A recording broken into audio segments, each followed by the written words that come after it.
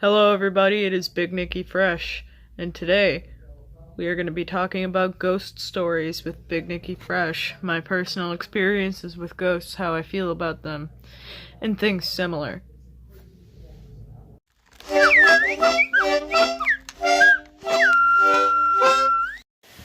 Alright folks, let's just dive right in. Now, personally, I do believe in ghosts. You know, I was pretty much raised pagan. Basically, I believe in ghosts, and aliens, and cryptids, and everything else. However, I've had some experiences with ghosts myself. Let's start from the beginning. When I was a wee lad, I lived in two other houses before I lived here. I've been in this house for about 11 years. My first home was just like a fucking apartment. It was whatever. I mean, I don't think anything weird happened there. My other house was like one of those apartments that's like on top of another person who was living there. It's like two. I want to say it's called a duplex, but I'm stupid, so I don't know things.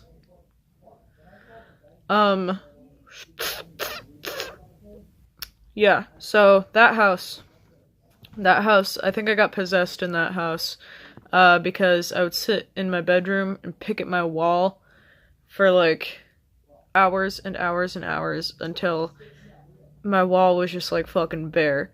And I would do that all the time, and fuck!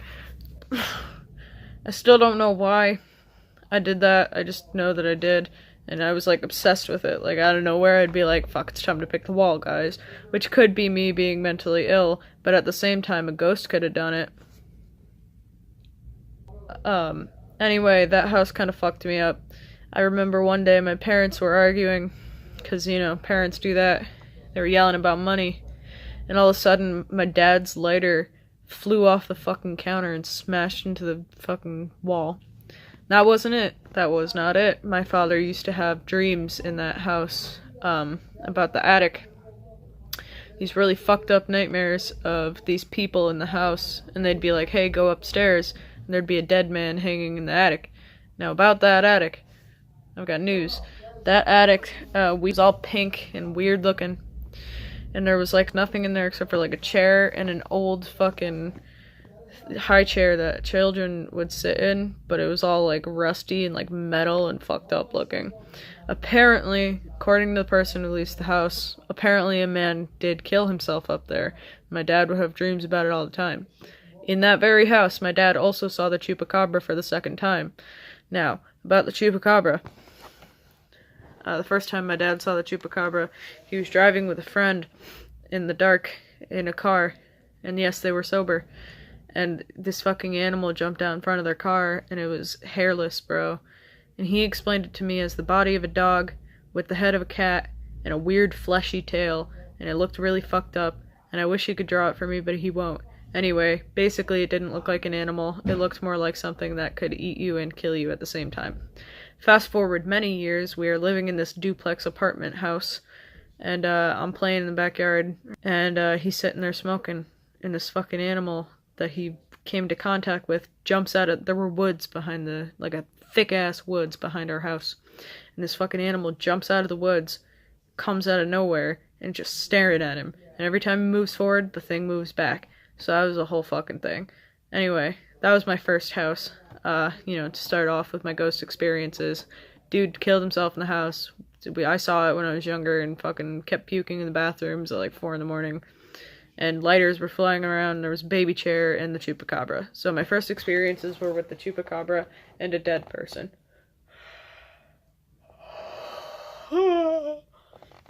Now, to continue, yeah, eventually after I moved out of those two houses, I now live in this house that I'm in currently, that I've been in for about 11 years, maybe 12. And basically, here's how this one started. Now, when we first moved into this house in little old Connecticut, Connecticut's a cursed fucking place in general. I fucking hate Connecticut. When we moved into this house, we were like fucking watching Finding Nemo in the living room or something. It was only like the first few days, but we had a couch and shit. And, you know, our house fucking looked ugly. whatever, because it was all 80s and shit, and it was just shag carpeting all over the fucking walls. Anyway, we were sitting in the living room, like, watching TV, and my little baby self, and I know this because I experienced this one for my own self, my little baby self turned around, and I looked, and in the kitchen, in the fucking kitchen, there was this dude standing in the kitchen, and he was fat, and he had a red shirt, and he had wireframe glasses, and a trucker cap, and a big white beard, and I didn't see his legs, and I was like, Mom, holy shit, I'll draw a picture of him. This is what he looked like. Anyway, so I was like, Mom, holy fuck, there's a dude in the kitchen. They freaked out, so they jumped up. My dad was gonna grab a gun.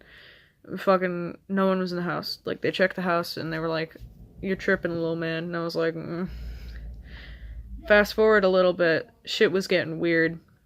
I used to have these, dreams and hallucinations of this woman who would crawl up our basement stairs. She was very old, in a white rag. She would crawl up the basement stairs, strangle me to death, and then I'd wake up. And then, yeah. And it started getting weird in the house after I saw the man in the kitchen. You know, I would have those dreams. And, stuff would just, like, kind of fly off of shelves. Cupboards would open by themselves. You know, doors would, like, you'd hear, like, knocking and tapping at night. And, I would see this man from time to time, you know, little bleeps and bloops of him in and out of the house. And, fast forward a little bit. Anyway, after I saw the ghost man, shit was weird. You know, I continued to see him around, then I had this weird thing with the lady in the basement, so I just fucking didn't like going in the basement. Because every time we all went into the basement, everyone in my family would feel like eyes all over you, you know, like skin crawly feeling, bro. And, like, fast forward a little bit, my neighbor has, like, a jewelry party or something, or, like, a candle party, or whatever the fuck.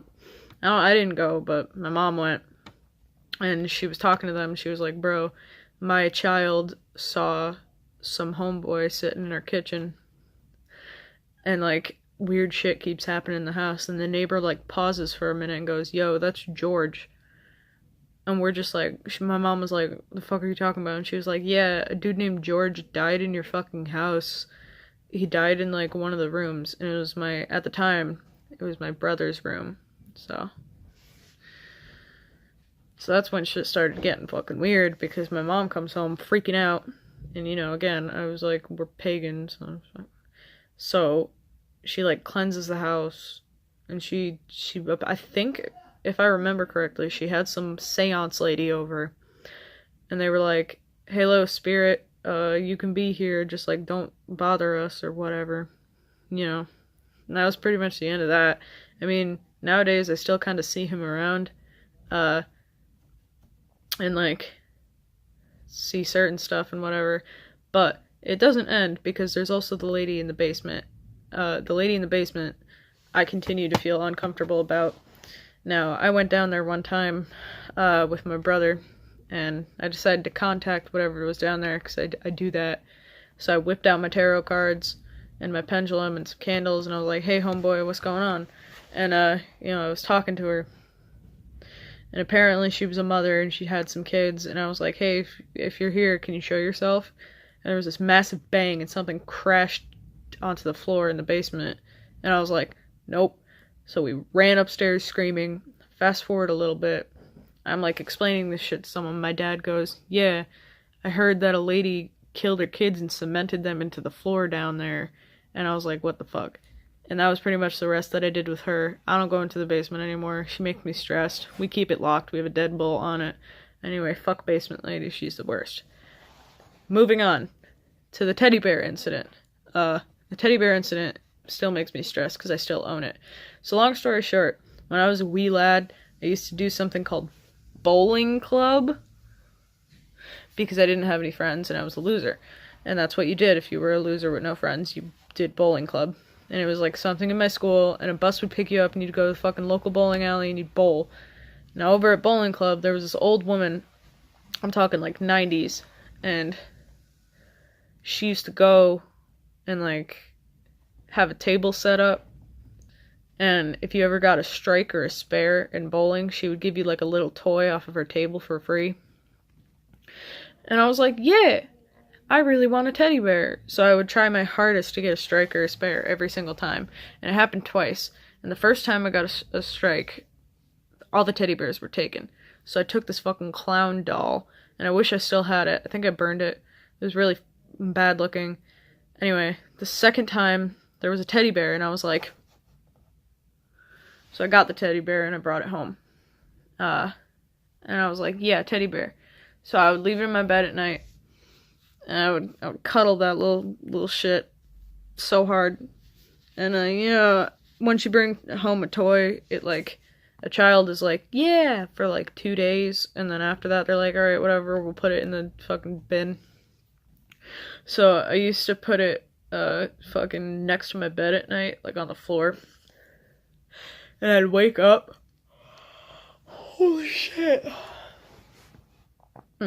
So I'd wake up the next morning, and it would be like facing a corner of my room in the opposite fucking corner of the room. And I freaked out. And I was like, Mom, stop moving my bear. And she was like, the fuck are you talking about? I don't even go in your room at night. And I was like, don't fuck with me. And she was like, nah, I ain't moving your bear. And I was like, alright. So I did a little experiment. And, I remember this. I wish I still had the footage. But it was freaking me out. So I set up a camera. And by set up a camera, I mean I put my iPod Touch at the time, on the ground where the teddy bear was. Like in front of it, and I recorded it, and with like I had like a night light so you could see it, and I recorded it, and my dumb ass, I went to go look back at the footage the next morning, and my iPod fucking died, but lo and behold, the teddy bear was moved in that corner of the room again, so it would move around, and it freaked me out, and I ended up duct taping it into a box. Like I threw it in a box, covered it in duct tape, threw it in the back of my closet. And then, like, fast forward a few days, and it's fucking out in my room. And it's just sitting there. And I'm like, Mom, you gotta be fucking with me. I did not move this fucking thing. And she was like, I didn't fucking move it. So I freaked out, and I just threw it in my closet and pretend that it doesn't exist. And I saged it, and I don't even know what's going on with that thing. I still have it. It's, like, there. It gives off this fucking energy, and I hate it so much. You know what? I'm gonna go see if I can find it. Give me a hot second. Okay, this is the bear. It makes me stressed. I don't like holding it, and I do not like being around it, and I swear to God it's gonna turn its head and stare at me any moment. I took its pants off when I took it home, and I found out that it was a vintage Build-A-Bear from like 7,000 years ago. And let me see if the date is on here. I gotta take off my shades. It does not say what year it was made, but it's got these little shorts, and it's got the tags and shit. It's got that little Build-A-Bear stamp and fucking tag on its ass, and it makes me very stressed. So yeah, I own this bear, and I think it's gonna kill me in my sleep. But yeah, anyway, that's been Big Nicky Fresh's ghost stories. I've contacted so many ghosts in this house. In fact, one time I was with a bunch of friends, and we were doing the thing where I have a pendulum mat, so we put that, and I put a fucking candle on it. Whichever way the flame moves, it would go meow, meow, meow, meow, meow. And when I said, hey, can you show me if you're there, the fucking candle blew out. We all freaked out and we ran. It was pretty bad. I almost forgot about the most important one of all. When I was a child, I grew up with this girl, and her house had like an upstairs component to it, and it was like, it belonged to other people and they moved out. And we would go up there and take pictures on our Nintendo DS's because the place felt fucked up. And there were like all sorts of weird symbols on the walls and shit. And I'm gonna go see if I still have the pictures. 1 second. Great news, everyone. I still have the pictures. Let's take a gander while I fucking explain this to you. So basically, we used to explore her upstairs region, and there was like a lot going on up there with like symbols and stuff like that. And we would do like Ouija boards and stuff up there, and it would always move. And it kept telling us about the attic. We refused to go in the attic because it was like messed up. There was like some crazy shit up there. Like this was you can't even fucking see it. There's a picture. There's a paper plate attached to the wall, and there were like punch holes in the walls and stuff. This crazy, ugly fucking picture of Jesus. It freaked all of us out. We would go around and take pictures. You know, there were holes like everywhere, and some people just like lived up there, bro. And they just left like with no explanation. And it was like, it was creepy looking, homie.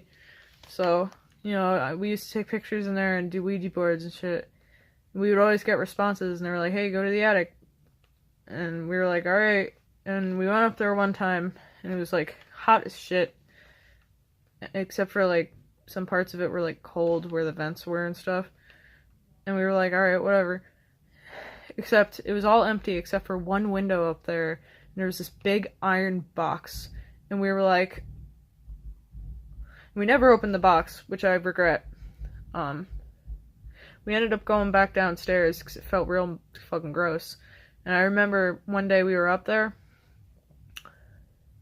and we opened up the attic door, and through the hole we saw like someone looking at us, and we freaked out. And I managed to pull the thing back and like move it back, and I looked up and nothing was there, and I was like, alright. And I forgot to pull the cover over. We shut the door. When I opened the door, there was like a shadow man up there, and I shit you not, we both saw it. It wasn't me just being schizophrenic, bro. Like, it was there. It freaked us out so much that we freaked out, we screamed, and we ran back, and we never went up there again. I have old notebooks filled with ghost radar. Like, I used to have an EVP, EMP, whatever it's called, and her grandmother had one. She was like weird. I still have notebooks filled with what they were trying to say to us. I remember one night I slept over her house, and we were talking about it, and I used to see these weird animals all over the place. Like, she had dead animals coming out of her fucking yard and stuff. And she would tell me that when she was in bed at night, she would see this old woman crouched over her TV, staring at her and smiling at her. It freaked us out so bad, bro. We took this one picture of a painting that has some dogs in it. And we saw a hand coming out of the dog's head right there. And no, it wasn't just the glare, bro. Like, there was a full hand. It freaked us out so bad. And we, to this day, I think about, like this is one of the symbols that was just, like, straight up on the wall. Come on, focus. And to this day, it freaks me out, because I don't know what happened over there. I don't want to know what happened over there. Apparently, there would be, like, here's another punch hole. A girl that I was friends with told me that they would always scream and fight and, like, punch things up there. We were like, alright. And everything was all rotten and decayed up there and stuff. Like, it was nasty, bro. There were all these old books and stuff.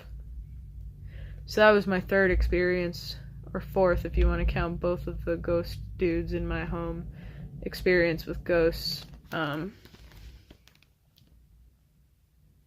So yeah, basically I believe in ghosts. I've seen some pretty hefty stuff in my day. And basically I hate it so much, to the point where I'm frightened of everything at all times.